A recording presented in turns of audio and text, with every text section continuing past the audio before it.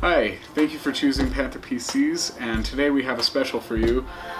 We have a $450 build, and we have multiple parts laid out right here. This is all the parts that we got. And to start out, we have the power supply, which is a 430 watt power supply, EVGA. It's 80 plus certified bronze. That was really nice, and it came out pretty cheap.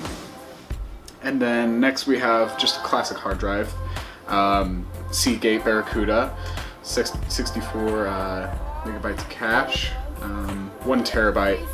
That was just laying around, and I had Windows 10 on it, so I decided to just take it out. And I got a BitPhoenix. Actually, no, it's a PC Cooler Silence. Pretty sure that's how you say it.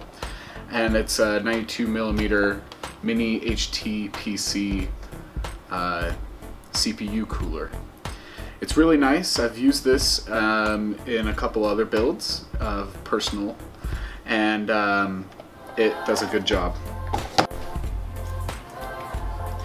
And next we have a Super Night USB mood light, meant for TVs, but it is really nice looking on PCs.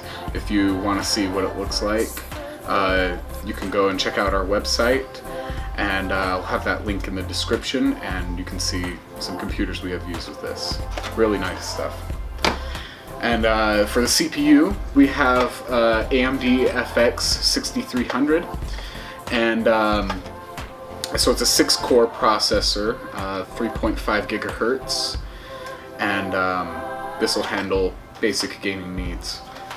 And so for our graphics card, we have a Radeon R7 360, and this is a 2 gigabyte video RAM card. So it'll take the basic needs. It can still be AAA sort of gaming right now, medium and low settings. It'll get the job done, that's for sure. And let's see, we've got a 2.4 gigahertz wireless adapter. It's a PCIe adapter, so it's inside the computer and, you know, not a stick. So it's really good for minimalistic PCs, and especially for this one. This one's really sleek, and it'll give you a good connection, and it'll get the job done for sure. And then we have a gigabyte AMD 970 chipset. Not much to say about the motherboard, but just that it's an ATX motherboard, and it has, you know, everything that we need.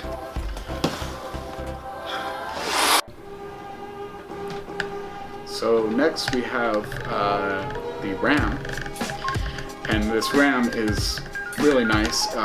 G.Skill does a really good job on their RAM, and it's just DDR3 1866 memory, kind of basic, but it's still 8 gigabytes, and for right now that is a good amount.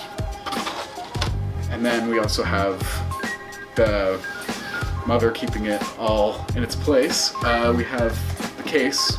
It's a DIY PC, and usually I wouldn't pick brands that I don't really know, but this seemed like a really good PC case, and just decided to go with that.